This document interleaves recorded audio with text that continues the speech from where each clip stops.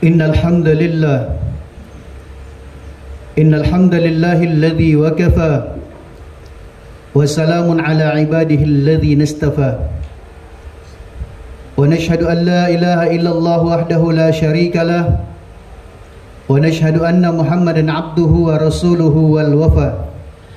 Prinsip dalam kehidupan manusia adalah sesuatu yang mutlak.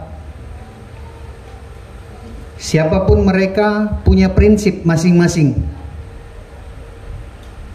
Karena sejak kanak-kanak menjelang remaja, prinsip-prinsip itu sudah ditanamkan dalam diri setiap orang.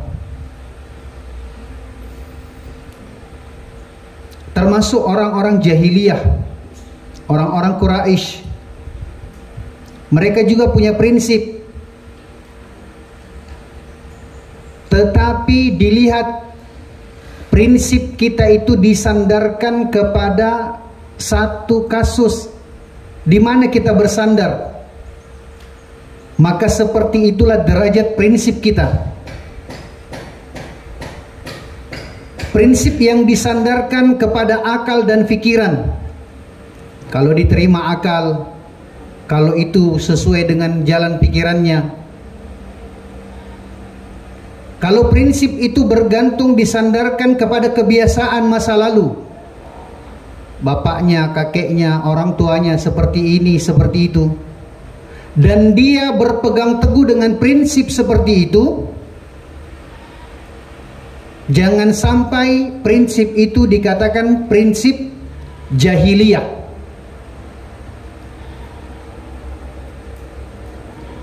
Tetapi prinsip itu dibutuhkan. Prinsip itu dibutuhkan untuk menjadikan kita semakin semangat, menjadikan kita gigih di dalam mempertahankan satu persoalan. Ketika prinsip itu disandarkan kepada syariah, apa yang Allah Subhanahu wa taala kehendaki pada diri saya, dalam keadaan saya berharta, dalam keadaan saya kaya, dalam keadaan saya miskin, apa yang Allah Subhanahu wa taala kehendaki dan bagaimana yang dicontohkan oleh Rasul ketika saya sehat, ketika saya sakit, maka prinsip dia ini adalah prinsip akidah yang berbuah hidayah. Sehingga di dalam Al-Quran dijelaskan, apa hukmul jahiliyah yabghun, apakah mereka akan mengambil hukum-hukum jahiliyah? Hukum jahiliyah adalah yang bersesuaian dengan akal pikiran dan kebiasaan-kebiasaan yang terwariskan. Sehingga kemudian ditantang, setiap kita ini ditantang. Al-Quran menantang kita. Waman ahsanu minallahi hukma. Lantas adakah hukum yang lebih baik melebihi hukum Allah Subhanahu wa taala? Liqaumin yuqinun. Hanyalah orang-orang yang baik yakinnya, orang yang prinsipnya itu berbuah hidayah sehingga menguatkan akidahnya, yang dia senantiasa berpegang teguh dengan hukum-hukum Allah. Maka orang-orang jahiliyah yang bertahan dengan prinsipnya merasa benar juga, bahkan merasa sangat benar, merasa lebih benar. Kami sudah seperti ini. Dan prinsip jahiliyah itu batasannya adalah kehidupan zahiriyah, kehidupan dunia saja. Karena mereka tidak pernah mendapatkan tentang khabar alam barzakh, tentang balasan yang akan diberikan di alam barzah, sehingga takarannya adalah takaran kehidupan dunia. Maji'u Quraisy li Abi Thalib marratan thalitha, sehingga berkali-kali sampai ketiga kalinya orang-orang Quraisy dia datang kepada Abu Thalib, merasa sedang berjuang juga, merasa memperjuangkan kebenaran juga, menganggap dirinya benar, bahkan menganggap Rasul telah melecehkan dia. Lamma ra'at Quraisy, ketika orang Quraisy masih saja melihat anna Abu Thalib, bahwasanya pamannya Rasulullah sallallahu alaihi wasallam Abu Thalib la yuridu am yamna abna akhihi, seolah-olah tidak ada reaksi, tidak ada keinginan yang dilakukan oleh Abu Thalib untuk mencegah keponakannya. Bahkan Rasul sallallahu alaihi wasallam masih nyaman saja menyampaikan dakwahnya. Sebenarnya Abu Thalib sangat luar biasa sekali. Dalam pembahasan yang lalu dijelaskan, yang luar biasa menjadi biasa dengan sebab gengsi. Ketika dia bersendirian, buktinya memberikan dukungan kepada Rasulullah, memberikan jaminan, memberikan perlindungan. Tapi kalau didatangi lagi sama orang-orang Quraisy, akhirnya lebur dia. Kalau bahasanya kerupuk itu apa ya? Melempem. Akhirnya jadinya melempem ketika orang Quraisy datang dengan sebab gengsi. Jadi kerupuk itu gengsi untuk ketemu dengan angin. Ketika dia ketemu dengan angin, langsung melempem. Hak itu juga seperti itu. Jangan sampai haknya kita ini melempem dengan sebab ketemu dengan persoalan-persoalan yang batil.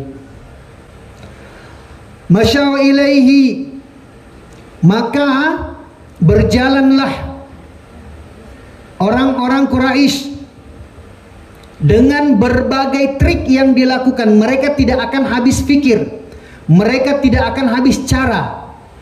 Dan ini yang dianggap adalah cara yang paling mutakhir yang akan mereka lakukan untuk menghentikan Rasul. Maka pada saat itu ada seorang pemuda di kalangan orang-orang Quraisy yang mana perawakannya juga ini gagah, keker. Kalau bahasa anak muda ya 11-12 dengan Rasul dari segi zahiriyah. Itulah orang yang berprinsip jahiliyah. Mereka pandangannya pandangan zahir saja.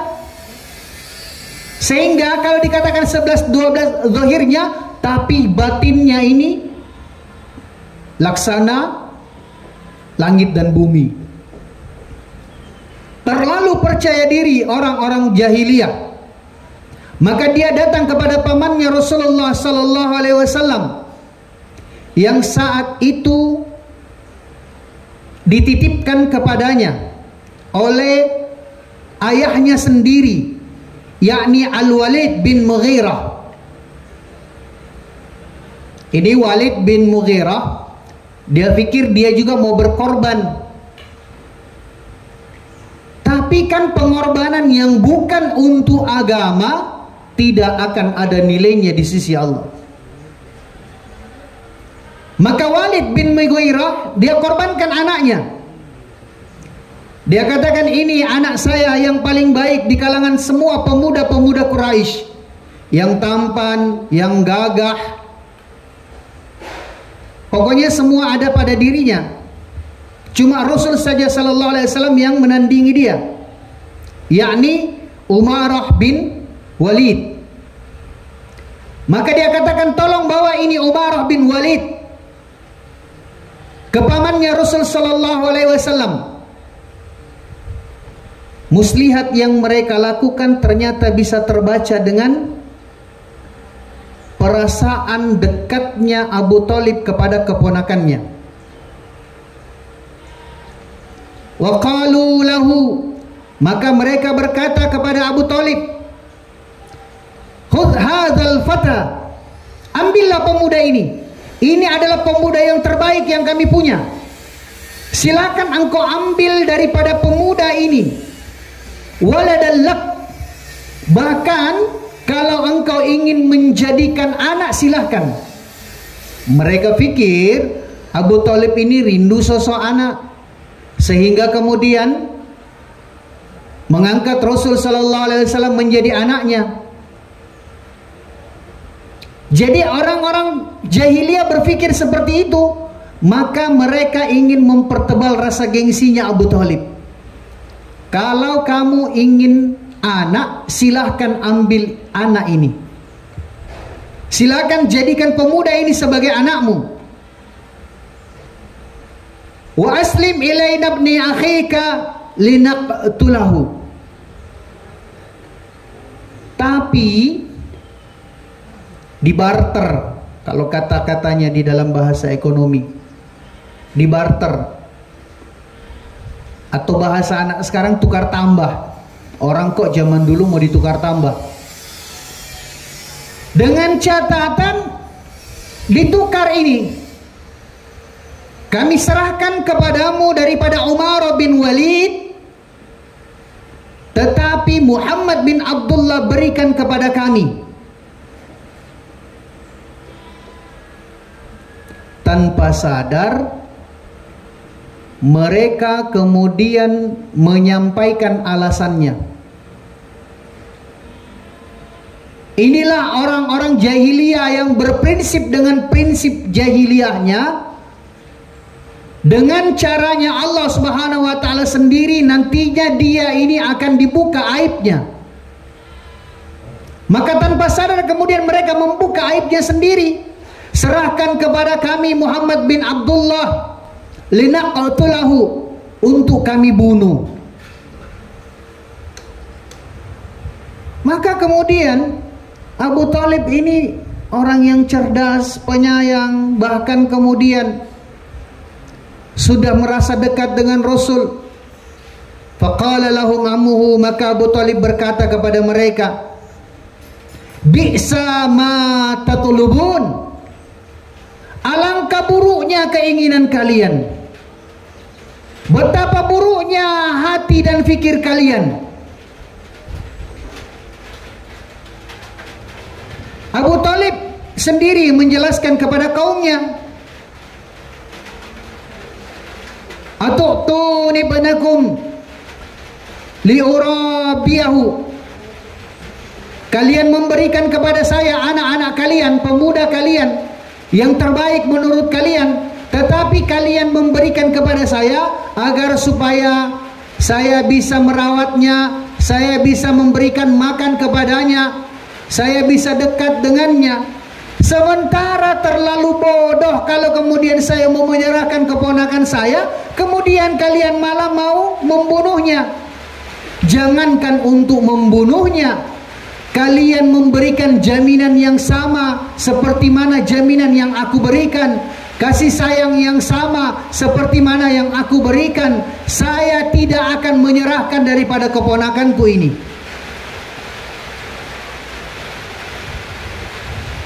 Terbuka sendiri kan aibnya ketika kemudian mereka mengatakan bahwasanya mereka ingin membunuh baginda Rasulullah sallallahu alaihi wasallam. Faraja'u khaibin, maka kemudian mereka kembali dalam keadaan kecewa. Bahkan kekecewaannya mereka ini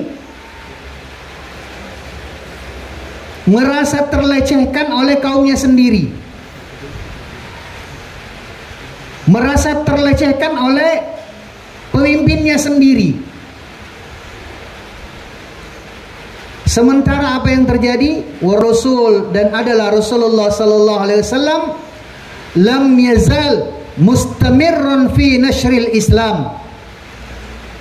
Beliau sallallahu alaihi wasallam lam yazal ini kalau sudah dijumlahkan akhirnya menjadi idhafah, maknanya berubah. Bukan lagi dikatakan tidak berhenti, tetapi senantiasa. Maka Rasul sallallahu alaihi wasallam senantiasa dengan gigihnya, tidak kemudian terhalang oleh satu dan lain hal untuk menyampaikan dakwah, untuk mengajak manusia ini kepada keselamatan. Wa ammuhu, dan adalah pamannya Rasulullah sallallahu alaihi wasallam, Abu Thalib, yadfa'u anhu, memberikan jaminan untuk membelanya, untuk melindunginya. Dan kalau bahasa kita, langkai dulu mayatku kalau kalian ingin menyakiti Rasul. Kalau kalian ingin bahkan satu lembar rambut yang ada pada diri Rasul itu kalian sentuh dengan niat jahat, maka Abu Thalib beritahu, langkai dulu mayatku. Disinilah letak prinsip membedakan antara prinsip jahiliyah dengan prinsip hidayah. Kan seperti itu juga kita dalam kehidupan, terutama sekali dalam persoalan yang kita hadapi setiap hari. Apa saja? Paling banyak mungkin ketika prosesi pemakaman, ada jenazah yang mau dimakamkan, maka orang-orang bertengkar satu sama lain. Mereka ini bertengkar, jangan seperti ini, tidak boleh seperti itu, karena orang tua kami dulu begini, kakek kami begitu. Hati-hati, kalau disandarkan kepada akal dan pikiran, disandarkan dengan kebiasaan-kebiasaan masa lalu yang tidak berdasarkan dengan syariah, jangan sampai itu namanya prinsip jahiliyah. Memang di dalam prosesi pemakaman, mengurus jenazah, ini banyak sekali persoalan-persoalan yang seolah-olah mitos, tetapi fakta kenyataannya. Coba kita lihat, untuk sama-sama kita berpikir, yang ngantuk-ngantuk, yang cerita, sama-sama berpikir. Coba, satu orang ketika dia masih hidup, maka satu orang itu bisa diangkat oleh satu orang yang lain, kan begitu? Ketika dia masih hidup. Tapi apa yang terjadi? Ada jenazah yang ketika dia sudah meninggal dunia, 6 orang yang angkat, 6 orang yang tandu jenazahnya, terasa masih berat.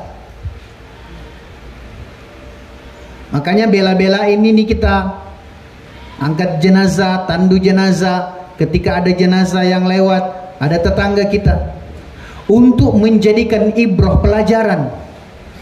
Kok bisa ya? Orangnya kan sudah meninggal, otomatis semua yang ada di dalam tubuhnya ini sudah tidak berfungsi. Tapi kok malah semakin berat? 6 orang yang angkat kok jadi berat?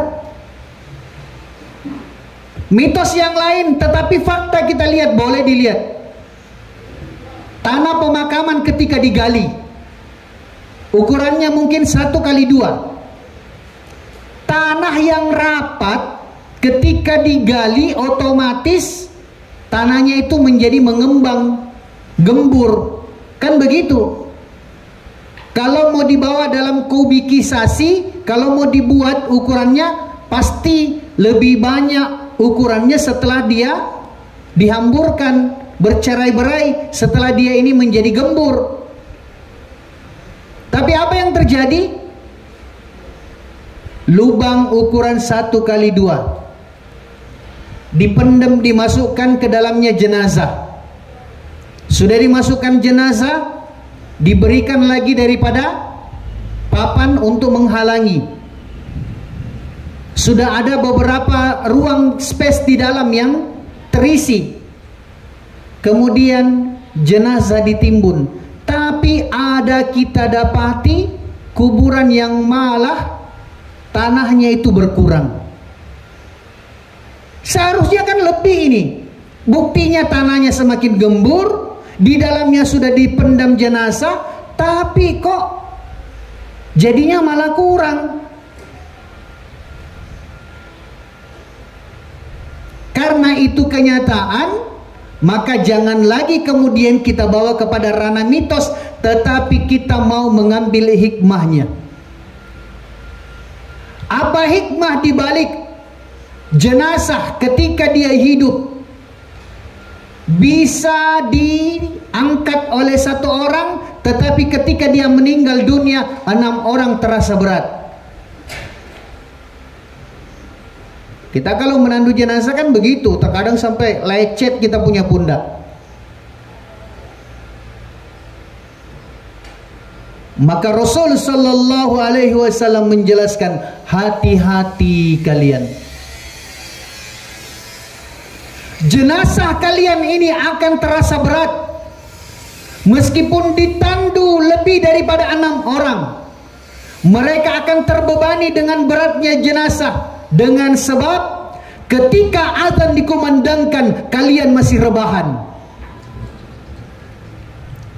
Hati-hati, ini penyakitnya santri begitu. Kalau saja santri seperti itu, bagaimana yang tidak nyantri? Bagaimana yang tidak mondok? Diulang sekali lagi, yang menjadi sebab jenazah itu berat ketika ditandu menunjukkan bahwasanya orang tersebut malas-malasan, rebahan ketika azan dikumandangkan. Maka ingatkan ibu kita, mak, meskipun kita halangan tidak sholat ki, kalau ternyata azan dikumandangkan, jangan kita rebahan, jangan kita tidur-tiduran. Kalau dia tidak sedang sholat, maka diminta untuk duduk dengan baik mendengarkan azan itu. Efeknya seperti itu. Kemudian dilihat juga tanah pekuburan yang tadi, kok bisa ada yang kurang ya? Kenapa seperti itu? Dan inilah yang harus kita minta perlindungan kepada Allah. Kita takut, ya Allah, ya Allah, saya takut ya Allah. Jangan sampai nanti ketika saya meninggal dunia, Engkau buka aib saya ya Allah. Kisah yang masyhur di kalangan tabi'in kan seperti itu. Orang kaya yang amat sangat sombong, bahkan kemudian kerjanya mencaci maki daripada orang miskin, orang fakir. Apa yang terjadi? Allah hinakan dia, sehingga ketika dia meninggal dunia, tidak satu lembar kain kafan pun yang akan menutupi daripada jasadnya, yang akan menutupi daripada aibnya, kemaluannya dan sebagainya. Padahal orang-orang di sekitarnya ini sudah mengambil kain yang terbaik, kain yang termahal. Tapi apa yang terjadi? Setelah ditandu, tsumma naudzubillah, datang angin yang begitu kuat, yang begitu kencang, sehingga menerbangkan daripada kain yang mahal itu, sehingga dia dibawa dalam keadaan telanjang. Begitu juga prosesi yang dilakukan supaya kita tidak bertengkar, karena kemudian keliru memahami daripada penafsiran hadis. Memang hadisnya kan menyatakan seperti itu. Jenazah jikalau segera siap, jenazah jikalau sudah siap, maka segera dimakamkan. Akhirnya apa yang terjadi? Bertengkar di rumah. Tidak bisa, ini harus disegerakan ini. Ini hadisnya Rasul seperti ini. Inilah pentingnya kita hadirkan alim ulama. Undang dia, dudukkan dia di tengah-tengah keluarga untuk memberikan pemahaman. Bedakan antara mayat dengan jenazah. Kalau sudah meninggal dunia ini namanya mayat. Maka mayat itu jangan dulu dijadikan jenazah. Kita musyawarah dulu dengan keluarga. Sampai kemudian dengan bijak kita minta pendapat. Adakah keluarga yang akan datang? Adakah keluarga yang sedang dihubungi? Disinilah letak pentingnya hadirnya ahli ilmu. Jangan sampai juga dengan alasan kita katakan ini ada amanahnya dari almarhum. Katanya jangan makamkan saya, jangan kebumikan saya sebelum si fulan anak saya itu datang. Ini permintaan amanah daripada almarhum. Dan menunaikan amanah ini hukumnya wajib. Ada amanah yang gugur dengan sendirinya kalau itu ternyata sudah keluar dari syariah.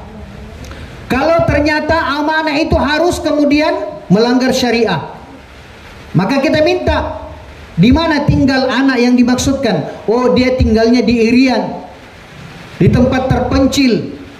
Dari tempatnya itu harus naik speedboat dulu, kemudian naik mobil lagi ke bandara, kemudian dari bandara ke sini dan sebagainya. Kita hitung dengan baik. Kalau ternyata perjalanan dari sana untuk menunggu melewati 5 waktu sholat, maka dengan sendirinya amanah itu gugur, tidak perlu ditunaikan. Ya, kalau dia meninggal setelah salat zuhur, kemudian dihitung-hitung dia datang ini nanti setelah salat zuhur, maka tidak perlu ditunaikan, gugur dengan sendirinya. Kalau ternyata dikatakan oh ada di sana itu perjalanan untuk bisa hadir 6 jam, 8 jam, intinya dihitung tidak lewat dari 5 waktu sholat, maka kita katakan sudah, biarkan saja mayat tetap seperti ini, kita menunggu dia akan datang. Maka diperhitungkan ketika dia datang tidak lewat 5 waktu sholat, baru kemudian dilakukan prosesi untuk mengurus mayat menjadi jenazah. Itu yang tidak boleh terputus, harus mualah. Artinya ketika mayat belum dimandikan, belum ada prosesi mulai memandikan, mengkafani, ini yang tidak boleh putus. Memandikan, mengkafani, mensolati, kemudian memakamkan, ini yang tak boleh putus. Ini yang harus disegerakan. Jadi kalau kita mau menunggu silakan ditunggu dulu, tapi jangan sampai lagi nantinya ada prosesi yang menghambat daripada mualah. Semisal kebiasaan-kebiasaan yang sudah ini tadi lagi kembali menjadi prinsip, dan jangan sampai itu dikatakan prinsip jahiliyah. Bahkan sekarang semakin dibuat modern-modern begitu, seolah-olah tidak keren kalau ada yang meninggal tidak dibacakan ucapan bela sungkawa dari si A, si B, si C dan sebagainya. Makan waktu lama, sehingga jenazah yang tadi sudah jadi jenazah tinggal di depan rumah berjam-jam. Bukan dilarang, tapi kalau itu kita mau buat silahkan dibuat. Kapan dibuatnya? Dibuat itu pada saat jenazah dimandikan, silahkan dibacakan. Dengan catatan kita sudah buat perhitungan bahwasanya ketika proses memandikan dan mengkafani sudah selesai, maka pembacaan bela sungkawa juga sudah selesai dan tidak akan menghalangi mualahnya jenazah ini dibawa ke makam. Kemudian kita juga harus memperhitungkan jenazah yang nantinya dia ini akan disolatkan di masjid dengan jemaah masjid. Ini kita harus memperhitungkan segalanya. Begitupun juga dengan memakamkan. Jangan sampai sudah dekat waktu sholat karena keliru dan sebagainya. Akhirnya apa? Orang-orang yang mengantar jenazah, akhirnya dia tidak sholat berjamaah. Yang jelas berbagai faktor yang ternyata akan kita buat, jangan sampai menjadi prinsip jahiliyah. Kita mau menjadi prinsip hidayah yang akan kemudian berpegang teguh dengan syariah. Kemudian jenazah yang dimakamkan, yang dipendam, dimasukkan ke dalam kubur, apa yang terjadi? Tanahnya kelihatan berkurang. Itu sudah bisa nampak hikmah yang menunjukkan tentang muamalahnya orang itu ketika dia hidup, tentang jual belinya, tentang janji-janjinya, tentang utang piutangnya, tentang sedekahnya, tentang kikirnya, tentang sekeknya. Bisa dilihat seperti itu. Tapi jangan kemudian juga kita berprasangka buruk. Untuk apa itu? Adalah untuk ibrah, untuk menjadi teguran kepada kita. Perasaan takut, ya Allah, jangan sampai nanti aib kami terbuka ketika kami meninggal dunia. Tutupilah aib kami, sehingga selalu saja kita berdoa kepada Allah, Allahumma astur auratina wa min rawatina. Ya Allah, tutupilah aib-aib kami dan datangkanlah rasa aman, rasa tenang daripada apa yang kami takuti. Ya Allah, kalau ternyata kemiskinan itu adalah aib, maka tutupilah kemiskinan kami. Tidak usah minta kaya. Kalau ternyata bodoh itu adalah aib, maka tutupilah kebodohan kami. Maksudnya tak usah minta kaya, tak usah mendikte Allah. Karena jalan untuk menutup kemiskinan itu adalah dengan dicukupkan. Kan beda loh, orang yang dicukupkan dengan orang yang dikayakan. Orang yang dicukupkan itu bagaimana coba? Ya, kita kan maunya hidup itu asal ada saja. Maksudnya asal ada bagaimana? Mau ke Jakarta, ada biayanya. Mau ke haji, ada kesehatannya. Mau melaksanakan hajat, ada solusinya. Maksudnya asal ada seperti itu. Allah Subhanahu wa ta'ala akan cukupkan, terutama di dalam hajat-hajat besarnya dalam persoalan ibadah. Maka kembali lagi, jangan sampai prinsip jahiliyah menjadikan kita ini terhina di hadapan Allah dengan sebab Allah Subhanahu wa ta'ala membuka aib seseorang. Karena prinsip yang kemudian berpegang teguh dengan syariah akan berbuah hidayah, sehingga Allah Subhanahu wa ta'ala akan memberikan pertolongan baik yang nampak maupun yang tidak nampak. Al-haqqu min rabbik fala takunanna minal mumtarin. Subhanakallahumma wa bihamdika nashhadu an la ilaha illa anta nastaghfiruka wa natubu ilaik.